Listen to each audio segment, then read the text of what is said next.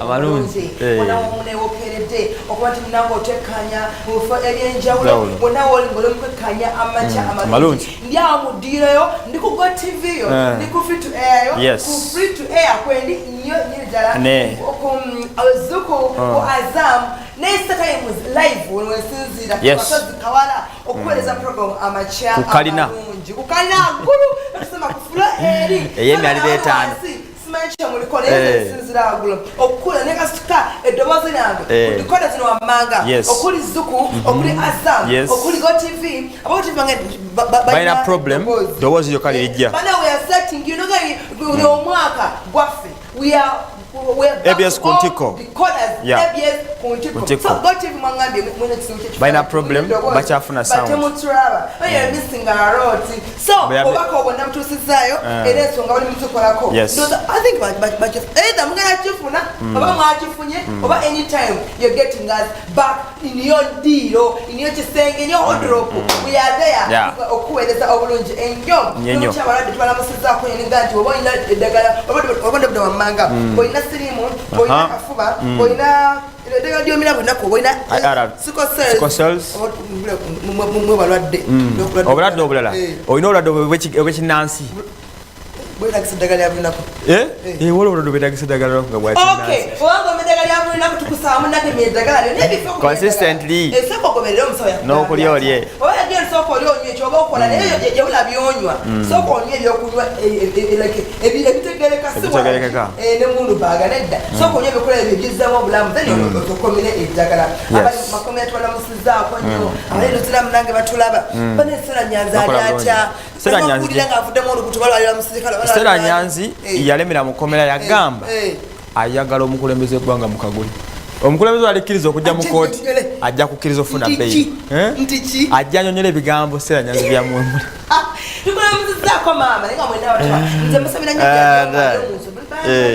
baba wayiriza mufeero nagali Rwanda mama kwasibisiza nsalo zaffe mwe basiba bali abanolanda bali makomera gaffe ffe twanyiza netubasiba ku nsonga esimu oba nki oba endala era nga nesala wanjogera ensalo za Rwanda zikyali zigali awo nano nkyabuuza ku bantu babuuzeeko Irene nakaswe amacha amalungi ABS TV sibatekanga nkuweereza mbona mulenzi small cylinder Mr. Kavi asoke ade tuyogera ku Mr. Kavi banaye mwazira mutabana abantu bafa balungi onawo osinzire okubangola program amacha amalungi oli wa mulembe ddala okubanga osokwanga waya kaddeko nokerera kwa bane kankerenda program amacha amalungi nga tutandika ku saawa emu ne boss omusumba tokisusa tutandikale ku saawa emu ne omusumba Jengo nga abasimula n'abasajja bakotanga sebo omwogeddeko boss no kale tutandika n'omusumba Andrew Jengo okusaawa emu ne program omukisa gokumacha enkanyonyola wakeera nsonga za mukama ebamu tusula bubi olususu tusana tufena ku mmindi tufuwa sasa tunojidamu kunya naye obanga okije kumwabo nola kumusumba Jengo ata osobola okwejusamu so twasala tudo program n'omukama tumuita omukama akera nakututerereza mbeera nakulungamya nakera kubako byakunyonyola ku bulambo esinga bukola ki bwebutambula amanya nze wasa Emmanuel of course tubeera wano Monday to Friday nga tukutusaako byagala okumanya abakatoliki mwena wena basinga mwaseyagala balamusizaako nnyo namwe abakulitendinga mwena bemubala nemwageze mutaki nga mwasiba mukyabirya mwebale nnyo namwe abagala nisidda kulya kyo naye nga tewasebetangebasigala ogenda maaso ng'ogikola naye webale nnyo ogenda maaso ng'osiba mutumideko mwena bafire ndubuza ebintu ebifu naye ng'olumwega ovuga emmotoka y'amaanyi nnyo that is why ifuna accident ate abafere bakikuba tuli banyiivu toyinza kunguza buwunga nga like obuwunga bwa otabudde obunga bwakasoni bwa mwogo n'obutuguza n'obumpa nenya poshonga ekaawa onagante muno kejovugo nawanganya nga bunaanuuka n'olwekyo alisifuna nusubi ate abafere tebafa kyebamanyiko naye tebafa babeerawo kyogedde naye nga abafere mayete ebintu ebyekiferefere bifuna mu bwangu ate nebivaamu buki is a come abavuga batayagala kukola batumiddeko nnyo ng'oli eyo nga wafumbira omukyala leka akufumbire kakyala mu kisenge yali abala abashala ku ntiko kuno omwezi gwaffe yali abala gwaffe kyatusobaka eri president waffe omulungi gwetayagala agende akyatukungula paka mukama waliwo n'omunne yagenze Bouteflika owe Algeria abo bagendeyo fafa akyaliwo myaka 82 twagobye oli alla tetwamulekedde emirembe wane waffe mu Algeria 82 yabadde agala ekisanja ekyokutaano twamugobye emisi agenda bugenzi ekaina anamumwenda kitundu waffe akyaliwo so munnange tusaba nga tujja celebration omwezi gwakyala president tukusaba eddembe lyaffe eritwobolebwa basajja president tubagala tuwasente kukwena dembe ne naffe twagala eddembe linako fe bakyali lino omwezi gwammwe guno gw'abasajja ffe tulina emyezi 11 omulungi kakuta gwengogaba yabulenga osudde ebisawo abasajja bana tebagala kutuwa tebatuwadde ekikumi presidenti munanga presidenti oyinza okwesanga nga fe atuwa naye nga nawe wetinawe ogwomuza gw'abasajja bonna nti bwobeera nga oshemererwa Irene you make sure olinawo sente zitegereka zogenda okukola ki era waliwo n'ekiteeso ekibadde kigenda mu maaso kitubawe ng'omusaala ebintu ngayo president biyiseewo eddembe laffe ligenda maaso ngaitera program all about bice bigenda maaso mu ggwanga tusaako ate maaso tulina omugenyi yake n'okukusanyisaako ayambadde suuti ali smart ya krimu abali kumbiko size zino ezaffe tabanga yakujja mu kamyufu size zino ezaffe ayambala ziri ez'abakabejja eyange bagiyita ndebukana lwa kibanja obaani akutungire kooti mukwano gwange awo mukayembe yazintungira esuuti jagunze era ekooti gyenyirira bwe tukyogerako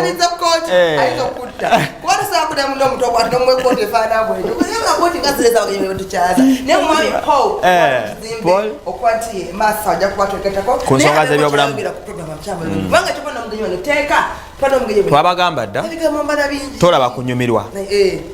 labanga bw'oyiga nonyumirwa kunaku ez'enjawulo kubanga na program tulina enjawulo tutugirabira bwerere wone promotion egenda mu maaso tuna promotion nga tubakomyawo mwani mugenze gemasina nga tubakomyawo buli program eno kuba ebifaananyi kyusa naye ng'ojjawo mangu wandigize ne bagira nga bakuba ne bakuba oba nange nteekeyo ko bakube inzo kwaluka musikuli nakikola so before mweza kunanda ya screen osake ifana na osake ifana chikuba ate chobo okola bisako bingi promotion egenda tambula okumala emyezi 4 bingi nyo tujja kwa tunamenyezo ono bagosta okola amachama alungi kugino for us kaboda boda wekali twazulonze bulonzi obakusima gye bayita wangula ne ABS TV exactly tulina million namba kikola okusa tulina mtala jameka siga nazalawo siga betting siga babloka wabula gavudde wano kwa wi just lotusembera egabanga ekiranga kitambula munange koze gete eronda bakyatugalidde tutukoze tutya nze nabagamba ensonga z'abajenero muzirekere bajene ebyokulya byaffe biki byenyanja ebyo byetwabivaako abafiirwa bafiirwa tuwalekawo abalina serious senga lwakakade nesenga nga tusirike mu minute olw'omwana omuwala oba omukyala eyafiiridde mu nnyonyi eno eyagudde Ethiopian Airways omukyala Christine Alalo eyafudde mukyakakasiddwa nti muna Uganda waffe wawano wawawo omukono nno yawe mukono mutuuze we mukono yo munange nno abadde musirikale right ade mu police omukyala oyo omukyala Christine Alalo abadde commissioner wa police nga fingaffe abali mu twali twamusindika akola emirimu gyaffe egy'obutongole e Mogadishu mwamusindika omanyi nze nabagamba nzi ku nsonga za kutereza Africa saagala fujja mu Africa wonna nolwekyo buli asaba obuyambi gwe buweereza twamusindika agende e Mogadishu nasalawo omukyalo oyo Christine Alalo engeri gye bali mu polisi yaffe ey'eggwanga agenda ayambe ku bantu bange abali e Mogadishu mu Somalia emirembe egijje mu East Africa ne mu Africa yonna nsooka tujaziraba kakati mbadde nkyagamba nti twamusindika e Mogadishu bambi twakimaze dda agenda atukolere emirimu egyo obulungi ennyo yabadde ava Italy bambi nga batambulire mu Ethiopian Airways adda akomera wano Uganda ajja alabike nti abaka emirimu gyakwasaba emirimu mitongole omukyalo oyo bwatyo n'afiira mu kabenje alese abaana babiri omwali musina 5 omulala abadde muto wa munne ekyavuga ekyo ku mukyalo ono tibambi abadde yali mukyala mu fumbo ate era bbaawe yafiira mu accident emyaka 13 emabega yafiira awusadde Namboole according to what I heard naye nga yafa myaka 13 emabega yafa omwami we era 13 years back abadde taddangamu kufumbirwa abadde yabivaako mu luzungu babayita basango mothers single mothers sango okusomangana nowakiri ofa n'abaana babiri 5 mulala sawide nnyo class badde naye nga baana babiri kitalo nnyo tutuusa okusasa kwaffe famire eyo n'abalala bamawanga abalala oli yagambye president thanks for keeping us poor ati ndowooza ola twafidde just omuntu tubadde bagagamba tulinya nnyo ennyonyi bafudde bangi ebigambo byaki ebigambo byaki ebyo naye nga mu mbeera eyo omukyala oyo famire ye bafunyekiwalikuba mu Ethiopian Airways ekakasa okufa kw'omukyala oyo era omuganda we alina ensonga zatunyolako katulye ku nsonga zo katono. That is how I worked. Then we tried to contact Nairobi, and Nairobi, the driver was supposed to be around 5. Unfortunately, I didn't know her itinerary, what the plane she was going to use. Yeah. So me seeing that on TV, that's when I started piecing up information, trying to find out whether what. Yeah, that is how I worked. Then we tried to contact Nairobi, and Nairobi, the driver who was supposed to pick her from the airport said she had not arrived. That's when we started now to pick up some things. But I didn't know which plane she was supposed to use. Given information yesterday to all embassies whose nationalities had perished in that aircraft. So they were wondering why Uganda not released. It is the name of its citizens while other countries are released. Family ye abenganda n'abemikwande abadde baweebwa ekitiibwa era ng'omulimu gwe agwagala nnyo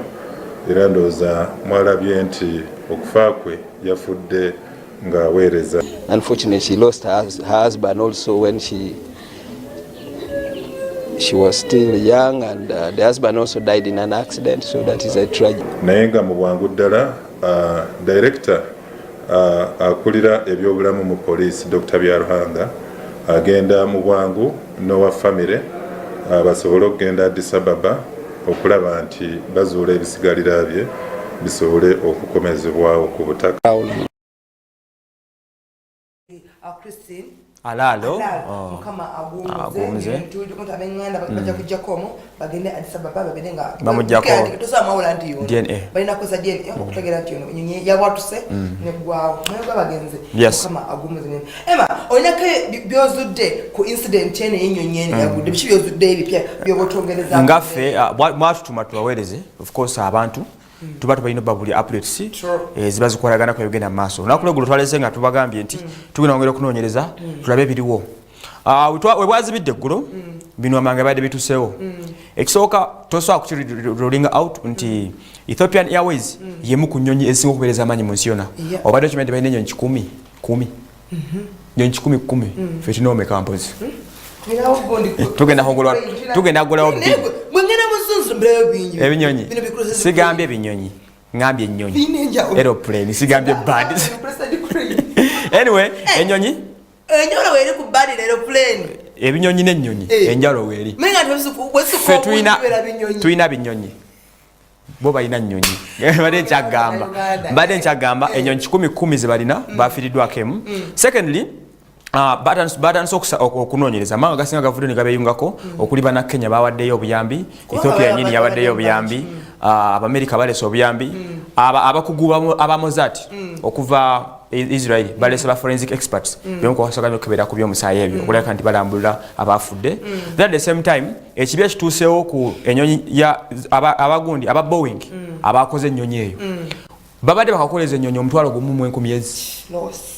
nga weziri empya ennyonyi ya 7378 max ye ennyonyi esinga okuba empya gye balinawo ku katale ebadde esinga n'okudduka emisinde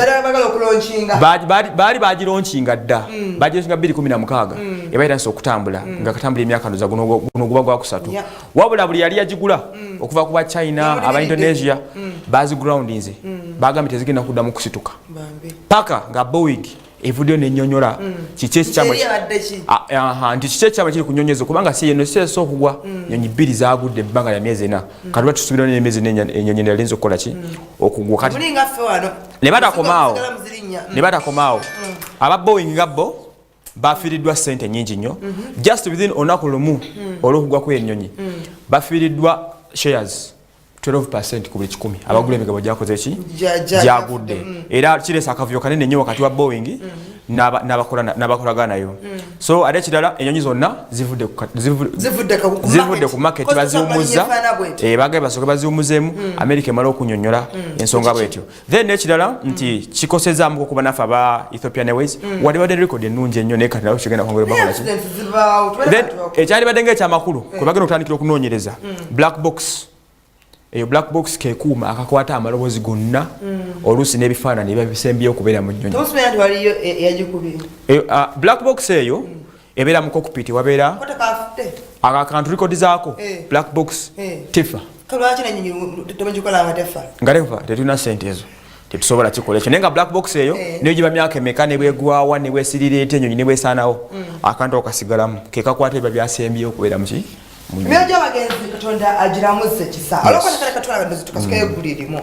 NRM ina olusirika lwayo legendo kuddamu kutula mu jeko luli lwebasala wonti teri kujikola ki kujikwatako n'okumwesimbako teri kujikola ki kumwesimbako ngamba kamyufu kesimbamu so mu mbeera eyo abazze okufuna olusirika lwabwe naye nga mbu twagenda nnyo ensonga ya kamyufu tegenda kubeera nnyo ku mwanjo wabula bateesa ku bizinensi na kibiina kitigenda tambula kitya obulamu mu lukungaana luno waliwo ka parliament bayita bakiwaji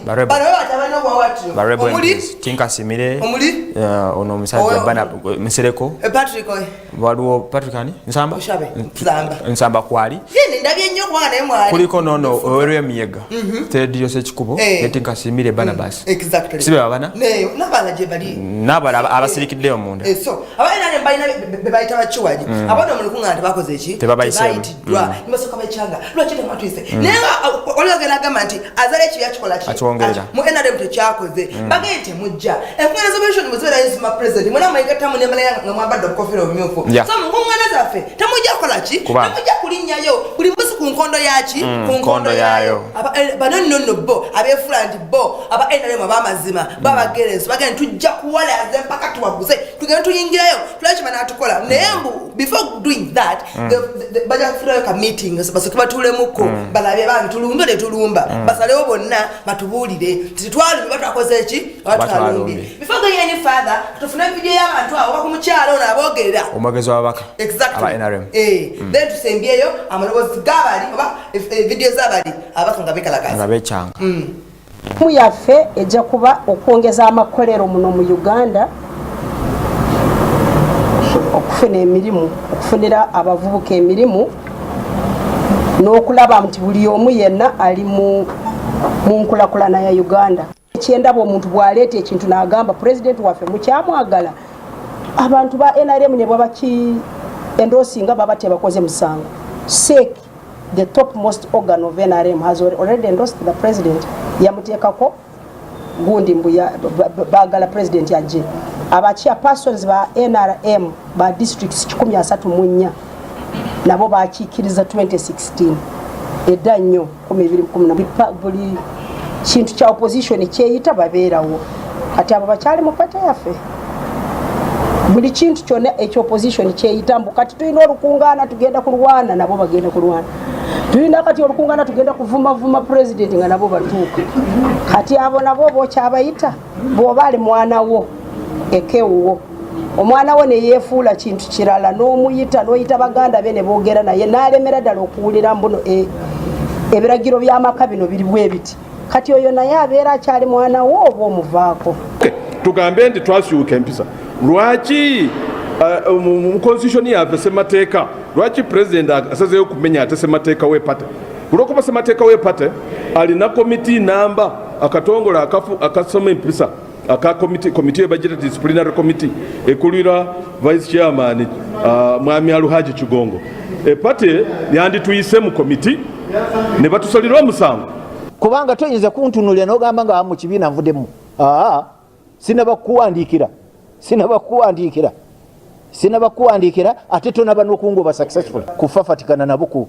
tuyingire kifuba mu lukiiko oba tunasalamu nga titujja kugenda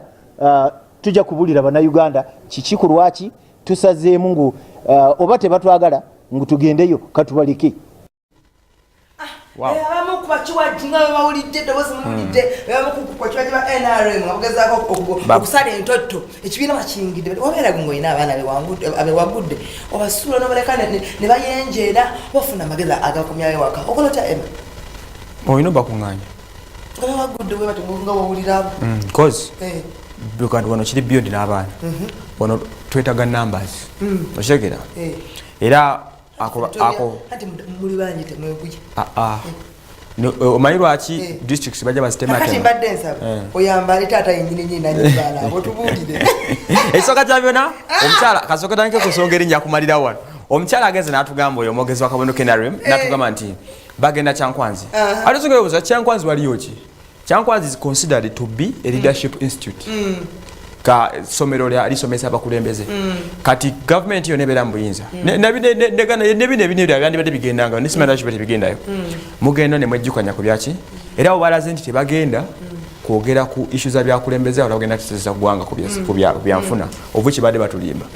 ekyo kyokka bagenda n'ekyo kyekwesa mabega abaana abo oyo mwana wange sekikubo ja kumutereza mu line balina akawuka akabasumbuwa naye nabagambe no NRM tuli bamaanyi mpolampola bajja kuterera ate nga mu meeting bagobye juzi ojjukira 2016 bali bansumbuwa ono mutabani wange we Kampala yajja mu State House ne Mwoyo Kasente ono omusiraamu oyo gwotegedde oyo yajja ne Mwoyo Kasente n'asirika nabo nja batereza deka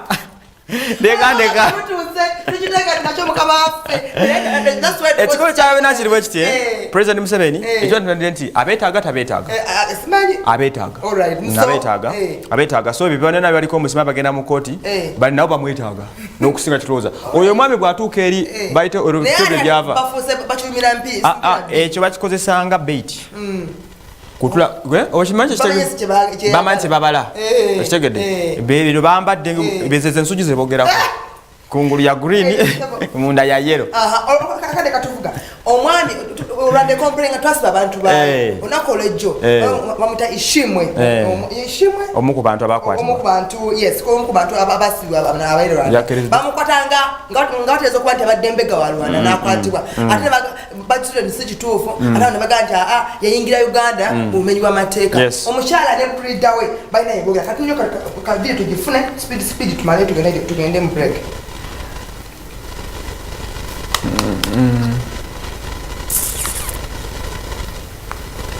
If that video is not there, if it's not there, go check it. A bail of 2 million shillings cash, and each surety is bonded on 10 million in cash, and the matter is adjourned on 1st April 2019 at 10 a.m. for hearing. Kiri nti olwalero bamunoonyerezaako emisango gye baali bamusibako nti mbega wa Rwanda ne bakizuula nti misango gyali mifu tegyali mituufu kati ate bamusibyeko emisango emirala nti yayingira Uganda mu bukyamu. We had gone for a fellowship in Bugolobi and he walked out briefly from the gate that we were in, and that's how he disappeared. Possession of firearms naye kino nga bakyeyambisa just okubateeka mu kooti z'amagye nga tebalina evidence yokka era lwaki ne bava nga tebabawozesa. Yeyasooka yasinga okutulunyuguzibwa Yakareme Claude, Wamucho Emmanuel and Rutayisire Augustine. Baabo bamwe bakyali mu kooti z'amagye batwala ku boda ne babadampingawo nga balwadde nnyo ate nga bamaze ebiseera binene nga bali wano. so kiruma ate nga kimenya amateeka aba civilians mu kooti z'amagye era n'okubasibira mu mbuga mu makomera ag'amagye ate nga bali civilians. Etemu ekitiibwa etteeka erigamba nti omuntu tomusiba ate n'ogaana baroya n'ab'omukwano n'abooluganda okumutuukako. Okuwayiriza Uganda tino Uganda etulugunya Banyarwanda ekyo tukiwakanya si kituufu kubanga kalisitike tulabye abantu 16 be batadde mu social media abantu abo bonna basimbibwa mu maaso ga kooti za Uganda n'olwekyo bali mu mbuga z'amateeka ate mu nkola yaffe oba oli omuntu awakanya lwaki omuntu ali mu kooti tuna engeri gye tugikwatamu omuntu ayinza okusaba beeyo oyo mwogezi anti babawulamu owalwanda yi speaker ofe mwogezi tewali so omwogezi wa gavumenti ofuno ne ejimu ku mizimu ekikukubira emizibu kwe kufula omwogezi ndako bali kufula omwogezi wa ABS ojjo kumanya nti mulimu ogwo muzibu mumpanga mujawula jenna bakola so bwatu mimi mugamba alimba neze nga mutuufu mwakati tujja twegana mane balimba fete tubalina balese yoyo atana ngai mali abala bashali mu mbuga zaaki peka mwamna jana musubati tetubasibeko mulaki musobeza wano nama ntuleke mu olumu bati mukusenga yo lowooza otya nze Museveni, President Museveni, President Kagame nagamba abo babaita abaana bendeya nakalama abo bawamu basobola okweyiza tekizibu omu Kagame yakulya East African Community ku buganzi bwanoonya tayinza kuba ko kyakola ate oli Museveni kati nga yagaddenza ebyali ku bibye bali mu buzannyo bwabwe izo bayinza okubanga either bayinza okubanga balina kye banoonya nga kati ugoswe munoonyaaki nga balina ddiiru gye bagula munoonyaaki ekyo kireke nze kugambye ekyo nkirese tujja kuziggulawo neze kugambye ensonga eri wakati wa Kagame ne Museveni eyo gibalekere ejja ku akeka tutesobere ku nsonga za munyagano tunakatake encha let's go for a break kumono ngenya kadde koka tutute munyagwa ye encha yatumba muwa anti yale nso kule mirimu jako sase nuko wala ko yawansi abantu balabanga ina katemba balabanga byakole bitaliyo so tujja tumongerako maybe tomorrow